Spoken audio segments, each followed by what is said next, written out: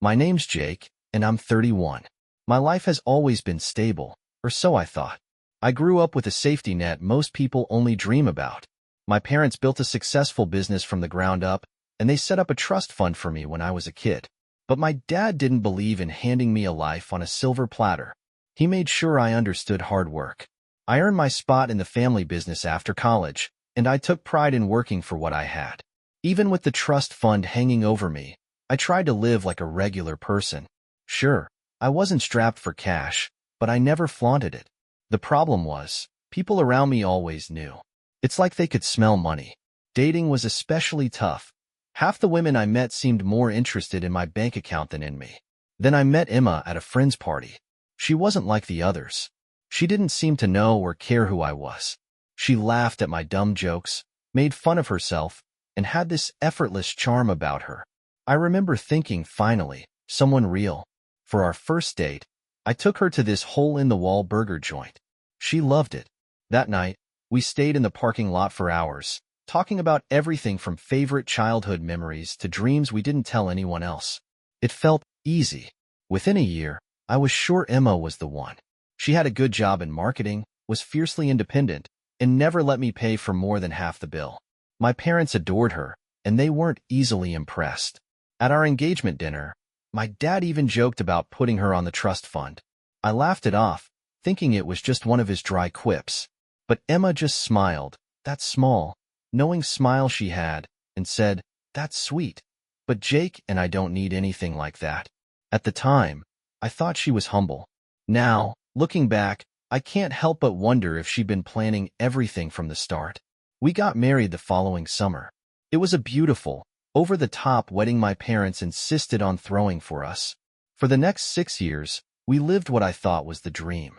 We had a nice house, careers we were proud of, and we made time for vacations, family dinners, and lazy Sundays. Sure, there were rough patches, everyone has them, but I believed we were solid. Then last year, things started to change. Emma's job had always required occasional travel, but suddenly she was gone more often than not. She'd come home late, barely say 2 words to me, and claim she was just tired. I chalked it up to work stress. We were both busy. My parents' health had been declining, and I was spending more time at the office trying to keep everything afloat. Then my parents passed away, first my dad, then my mom, just 6 months apart. Losing them broke something in me. I buried myself in work, thinking if I could keep the business running, I'd be honoring them in some way. Emma seemed distant during that time, but I didn't push her. I figured grief looked different for everyone. 2 weeks after my mom's funeral, I decided I needed to make things right between us. I left work early one evening and stopped at a flower shop to pick up roses. My plan was simple: come home, surprise her, and suggest a getaway. We needed to reconnect. When I walked through the door, the first thing I saw was a man sitting on the couch, his suitcase by his feet. I froze. It took me a second to recognize him, Ethan, Emma's boss. My brain scrambled to piece together what was happening. Maybe he was there for work, I thought. Some emergency. But then Emma came downstairs with 2 suitcases of her own. She didn't look surprised to see me. If anything, she looked relieved, like a weight had been lifted. "I was going to leave a note," she said, her voice calm and deliberate. "But I guess this is better." I blinked, trying to make sense of her words. "What are you talking about?" she sighed, glancing at Ethan before turning back to me. "I'm leaving, Jake. Ethan and we're going to Spain. I'll be filing for divorce. But don't worry, your parents' trust fund will take care of me." For a second, I couldn't breathe. I just stood there, holding those roses, while the ground disappeared beneath me. Before I could say anything, before I could beg for an explanation or scream at her, they were gone. I dropped the roses on the floor and sank onto the couch, staring at the door they just walked through. My marriage, my life, everything I thought I knew. It was all gone in an instant. That first night after Emma left felt like a bad dream I couldn't wake up from. I sat on the couch for hours, staring at the crumpled roses on the floor. Every time I replayed the moment in my head, it felt more surreal. Ethan's smug face, Emma's coldness, the way she casually said she was filing for divorce as if it were some minor inconvenience. How did we even get here? I didn't cry. I didn't throw anything. I just sat there, completely numb. Around midnight, I finally dragged myself to bed, but sleep didn't come. My mind kept racing, looking for clues I might have missed, warning signs I'd ignored. The business trips, the late nights, the way she'd stopped asking how my day was or bothering to share hers. I thought it was just stress, the natural ebb and flow of a marriage. Now I realized she'd been pulling away for months, maybe years. The next morning, I woke up exhausted and decided to text her. We need to talk. I stared at the screen for a few minutes before hitting send. I didn't know what I wanted to say or what I even expected her to say in return. Maybe I was hoping for some kind of explanation, something that would make the betrayal hurt a little less. She didn't reply. 2 days passed, then 3. Every time my phone buzzed, my heart jumped, but it was never her. By day 4, my frustration outweighed my sadness. I started replaying every argument we'd ever had, every time she'd made me feel like I wasn't enough. I wanted answers, and if she wasn't going to give them to me, I'd find them myself. That's when I thought of Megan. She was Emma's closest friend at work, the one Emma always went to for advice. If anyone knew what was going on, it'd be her. I found Megan's number in my phone and called. She picked up after the second ring. Jake? Hey, is everything okay? Her tone was cautious, like she already knew something was wrong. No, Megan, I said, trying to keep my voice steady. Everything is not okay. Emma left me. She's with Ethan. There was a long pause, and I could hear her exhale sharply. Jake, I'm so sorry. How long has this been going on? I asked, cutting straight to the point. Megan hesitated, and I could practically hear her debating whether to tell me the truth. I didn't want to get involved, she said finally, but it's been about a year. A year. My stomach dropped. For 12 months, while I was working late, trying to keep the business running and planning for our future, she was with him. Why didn't you tell me? I asked, my voice shaking. I tried to talk to her, Megan said, her voice defensive but guilty. I told her what she was doing was wrong, but she said she wasn't happy anymore. That you were always working, and she felt neglected. She said Ethan understood her in ways you didn't. Neglected. That word hit me like a slap in the face.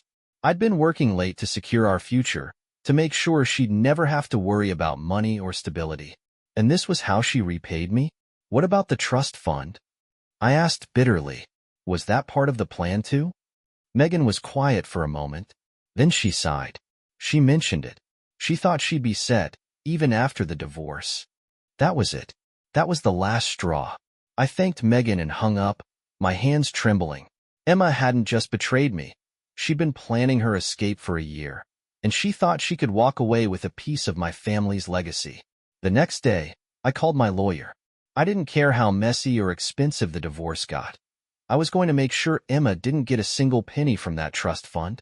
My parents hadn't worked their entire lives to build something just so she and Ethan could waltz off into the sunset with it. My lawyer reassured me that the trust was protected. My parents had set it up in a way that made it untouchable, no matter what Emma thought. Hearing that was the first bit of relief I'd felt in days.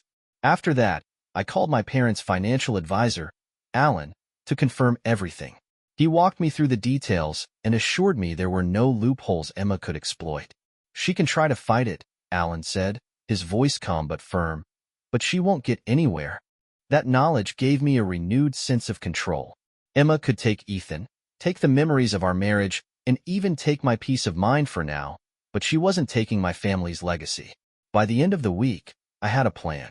I wasn't just going to sit back and let Emma dictate how this ended. If she wanted a fight, I was ready to give her one.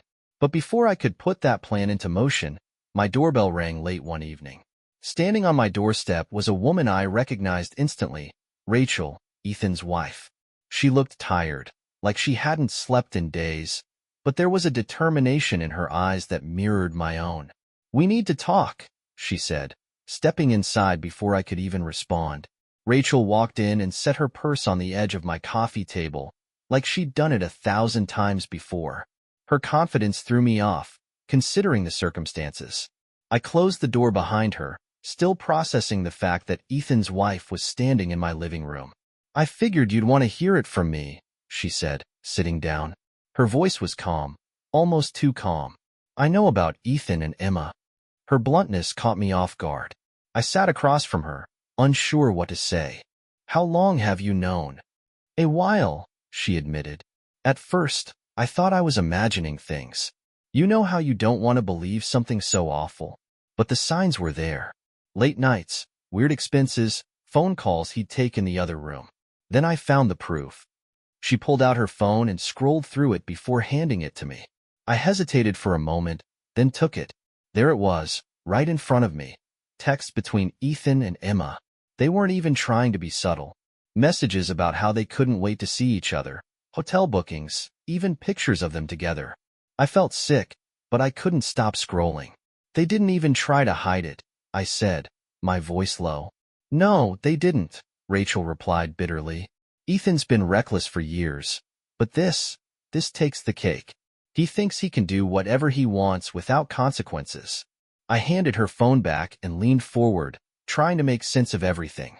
So why are you here? Rachel smirked, though there was no humor in it. Because I'm not letting them get away with this. And I figured you wouldn't either.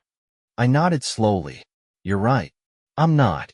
We spent the next hour piecing together everything we knew. Rachel told me how Ethan had been using their joint finances to fund his trips with Emma. Fancy dinners, hotels, even flights. She confronted him once, but he'd brushed her off with some excuse about work. That was when she started digging deeper, tracking his spending and going through his emails. He's an idiot, she said flatly. He doesn't even delete anything. It's all there in black and white. Hearing her talk about Ethan with such disgust made me feel a little less alone.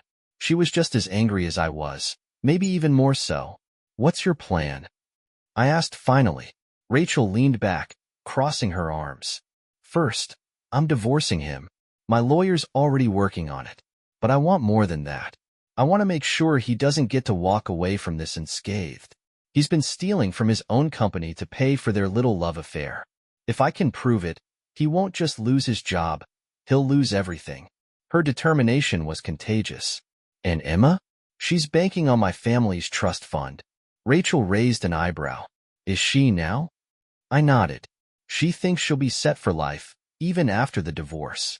But the trust is protected. She's not getting a dime. Good, Rachel said firmly. They deserve each other. Let them see how far true love gets them when they have to pay their own way. We kept talking, hashing out every detail. Rachel was sharp, sharper than I expected.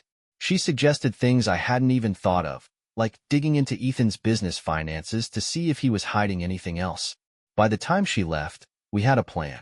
It wasn't just about divorcing them. It was about making sure they couldn't walk away without consequences. Rachel turned to me at the door, her expression fierce. They think they've won, she said. They think they're smarter than us. But they're not. We're going to make sure they know it. I nodded, a sense of resolve settling over me. Damn right we are. After she left, I sat in the quiet of the house, turning everything over in my mind. For the first time since Emma walked out, I felt like I wasn't completely lost. Rachel was right. They thought they could destroy our lives and come out on top. But they underestimated us. The game wasn't over. Not even close. The next day, I woke up with a sense of purpose I hadn't felt in weeks. I spent the morning gathering everything I could. Financial records, emails, anything that might prove useful. Rachel was already ahead of me. She texted me updates as her lawyer dug into Ethan's finances. It turned out the guy was even more reckless than we thought. He's been skimming money from the company, she wrote in one message. Not just for their trips. He's funneled tens of thousands into a personal account. If his boss finds out, he's done. I couldn't say I was surprised. Ethan always struck me as the type who thought rules didn't apply to him. But hearing it confirmed gave me a strange sense of satisfaction. Later that afternoon, I met with my lawyer again. He went over the progress we'd made on the divorce and reiterated that Emma didn't have a claim to the trust fund. She might try to argue for alimony, he warned. But given the circumstances, we have a strong case against it. Knowing Emma couldn't touch the trust was a relief, but it didn't make the rest of it any easier. Every day brought a new wave of emotions. Anger, sadness, frustration, and sometimes a hollow sort of apathy. I didn't just lose a wife. I lost the life I thought we were building together. Rachel and I kept in close contact, trading updates almost daily. She had a way of cutting through the emotional fog, her determination acting like a lifeline. Every time I started to doubt myself, she reminded me why we were fighting. "You're doing this to protect what's yours," she said during one call. "Don't let them take more than they already have." A few days later, things took an unexpected turn.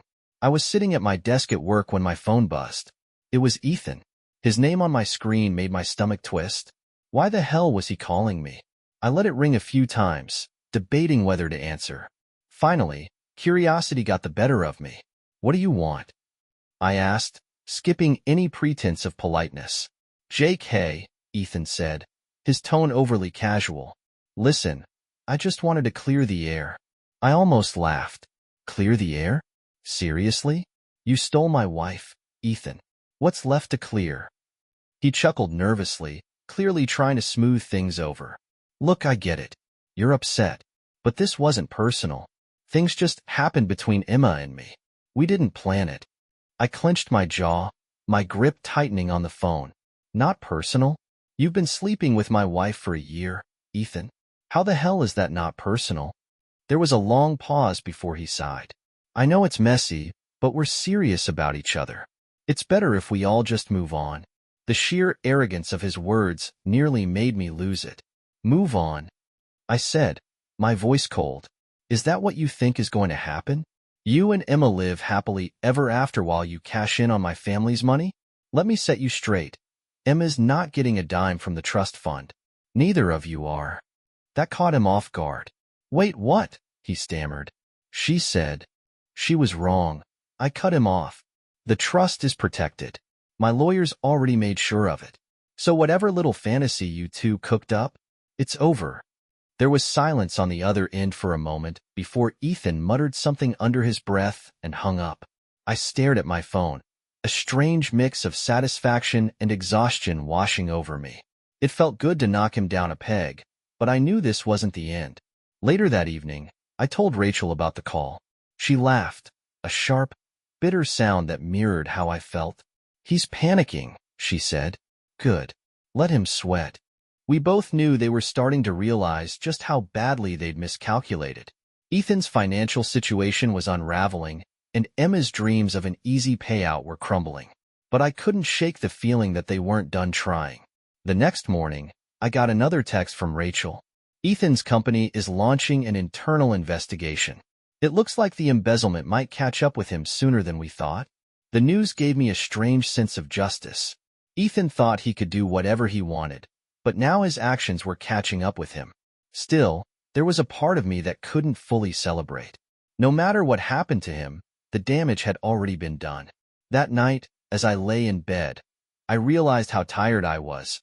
Not just physically, but emotionally. The fight wasn't over yet, but for the first time, I started to wonder what would come after it was. What would life look like once this chapter was finally closed? It didn't take long for Emma to come back into the picture. She'd been quiet for weeks, and part of me hoped she'd stay that way. But deep down, I knew it was only a matter of time before she reached out. Sure enough, on a Monday morning, her name popped up on my phone with a single message. "We need to talk." I stared at it for a while, debating whether to respond. After everything she'd done, after the months of lies and the betrayal, what could she possibly have to say that would make any of this better? Still, I couldn't ignore the message completely. I decided to leave her hanging. If she wanted to talk, she could wait. That evening, as I pulled into my driveway, I saw her car parked outside. She was sitting behind the wheel, tapping on her phone. When she noticed me, she quickly got out and stood there, waiting. For a moment, I just stayed in my car, gripping the steering wheel and willing myself to stay calm. I didn't want to let her see how much her presence rattled me.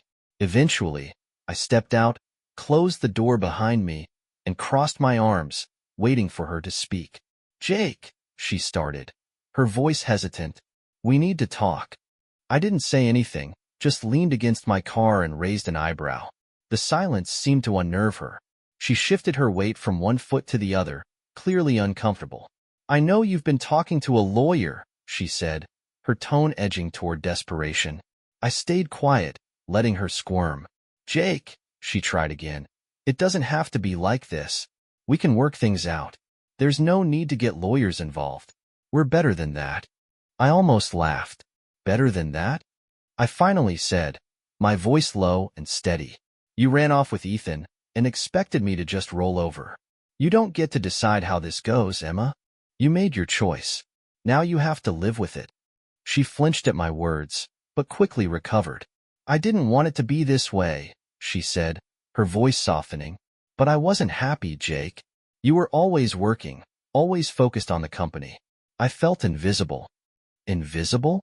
I shot back, anger bubbling up despite my efforts to stay composed.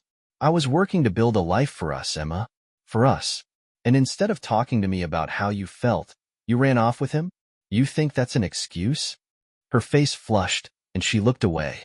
It wasn't like that, she murmured. It wasn't planned. It just happened. Don't lie to me, I said sharply. It didn't just happen, Emma. You don't accidentally have an affair for a year. You made a choice. Over and over again. She didn't respond right away. Instead, she looked at the ground, her shoulders slumping. For a brief moment, I thought she might finally own up to what she'd done. But instead, she pivoted, just like I knew she would. I know about the trust fund, she said, her tone shifting. Your parents set it up for us, Jake. I'm entitled to my share. I couldn't help but laugh, a cold, bitter sound. You're not entitled to anything, Emma. The trust was never for you. My lawyers already made sure of that. Her eyes widened, and for the first time, she looked genuinely shocked. You can't do that, she stammered. I gave you 7 years of my life, Jake. You can't just cut me out like this. I straightened up, meeting her gaze head-on. You cut yourself out when you walked away. You don't get to come back and act like you're the victim here. You made your bed, Emma. Now lie in it. Tears welled up in her eyes, and for a moment, I saw a flicker of the woman I'd fallen in love with. She looked so lost, so defeated, that a small part of me almost felt sorry for her. Almost. Please, Jake, she whispered, her voice trembling. I don't know what to do. Ethan's job isn't stable, and we have debts. I need your help. And there it was. The real reason she was here. She wasn't sorry for what she'd done. She wasn't trying to fix things. She was desperate, and she wanted me to bail her out. I'm sorry you're struggling, Emma, I said, though my voice was cold. But that's not my problem anymore. Her tears spilled over, and for a brief moment, she just stood there, staring at me. Finally, she turned and walked back to her car.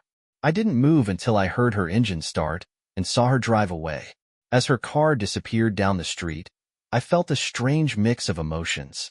There was no triumph, no satisfaction, just relief. Relief that I didn't cave, that I didn't let her drag me back into her mess. For the first time in a long time, I felt like I could finally breathe. I stood there in the driveway for a while, staring at the empty street and thinking about everything that had happened. Emma's chapter in my life was over. She might not realize it yet, but I did. And for the first time, I felt ready to move on. A week after Emma drove off, the divorce was finalized. She didn't fight it, not after realizing the trust fund was off the table. She walked away with the bare minimum, just like my lawyer promised. It felt surreal signing those papers, but when it was over, a weight lifted off my chest. Rachel called me that evening to share her own news. Ethan had officially been fired, and the company was pursuing legal action for embezzlement. He was drowning in debt and facing potential charges. She sounded relieved, even a little triumphant. They deserve each other, she said with a laugh. I agreed, but as I hung up, I realized I didn't care what happened to them anymore. For so long, my life had been about Emma, fixing our marriage, grieving its loss, fighting to protect what was mine. Now, for the first time, I was looking forward instead of back. That weekend, I drove to the mountains alone. I needed space to think, to breathe. Sitting on a rocky ledge, watching the sun rise over the peaks, I felt something I hadn't in months. Peace. Emma and Ethan had taken a lot from me, but not everything. They didn't take my future. They didn't take me. Their chapter in my life was over. It was time to start writing the next one.